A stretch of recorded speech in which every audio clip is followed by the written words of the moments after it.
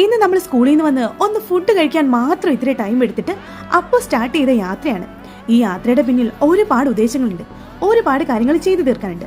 മെയിനായിട്ടൊന്ന് നമുക്ക് സേവാ ഓഫീസ് വരെ പോകണ്ടേ. അവിടെ പോയതാ കാര്യമൊക്കെ കഴിഞ്ഞ് വേഗം ഇറങ്ങി. അവിടുന്ന് നമ്മൾ നേരെ പോയത് എങ്ങോട്ടാ? മെഗാ മാളിലേക്ക്. അവിടുന്ന് നമ്മൾ കുറച്ച് സാധനങ്ങളൊക്കെ വാങ്ങിച്ചു കേട്ടോ. ഈ പറഞ്ഞതിൽ നിന്ന് നിങ്ങൾക്ക് എന്ത് മനസ്സിലായോ? ഒന്നും മനസ്സിലായില്ലെന്ന് എനിക്കും മനസ്സിലായി. എങ്കിൽ ഞാൻ പറഞ്ഞുതരാം.